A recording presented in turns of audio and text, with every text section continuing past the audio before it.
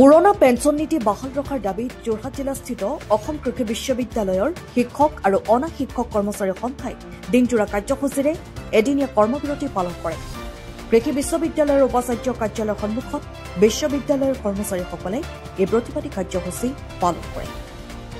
যোৰহাটৰ পৰা অনুপম বৰা ৰিপৰ্ট উকলাই।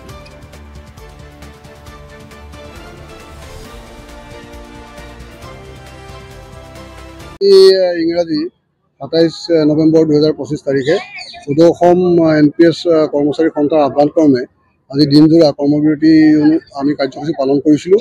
অসম কৃষি বিশ্ববিদ্যালয়ৰ সমূহ শিক্ষক অনা শিক্ষক কৰ্মচাৰী বৃন্দ এক হৈ আজি পুৱা 8 বজাৰ পৰাই 5 বজালৈকে আমি আমাৰ যি দিনজোৰা এই কাৰ্যসূচীৰ যি দিনৰ কাৰ্যসূচী সেই কাৰ্যসূচী পালন কৰিম। আমি কৰ্মবিৰতি পালন কৰিম। তাৰ উদ্দেশ্য হৈছে মূলতঃ আমাৰ যি পুৰণি পেঞ্চন নীতি সেই পেঞ্চন নীতি বাহাল ৰখা আৰু যি এতিয়া আমাৰ ওপৰত জাপি দিব খোজা হৈছে আমাৰ একত্ৰিত পেঞ্চন ব্যৱস্থা বা নতুন পেঞ্চন ব্যৱস্থা, এই গোটেইকেইটা সম্পূৰ্ণ আশাপূৰ্ণ আৰু ই কৰ্মচাৰীসকলক এক অনিশ্চিত ভৱিষ্যতৰ বাবে ঠেলি দিয়ে।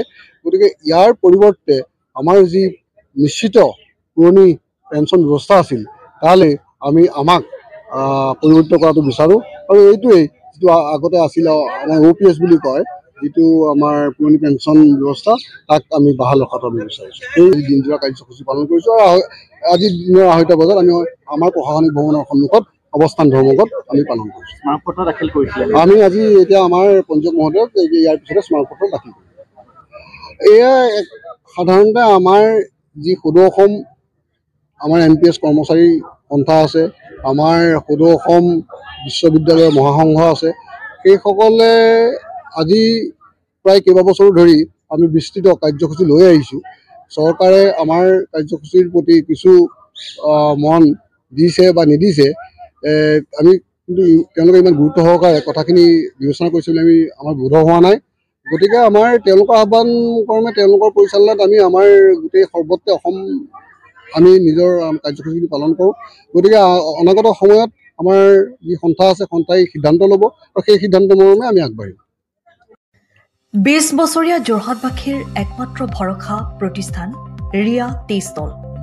হয়, যোৰহাট পুৰণি বালিবাট স্থিত বিজি পথত আপোনালোকৰ আপোন আৰু ভৰসাৰ চাহ মিঠাই বিভিন্ন সুস্বাদু সমৃদ্ধ বিপণী ৰিয়া টি ষ্টল।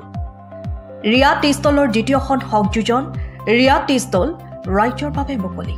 ইয়াত নানান ধৰণৰ বিস্কুট, ব্ৰেড, সুস্বাদু পেষ্ট্ৰি, কেক, চাহ, কফিৰ লগতে বাৰ্থডে কেক উপলব্ধ।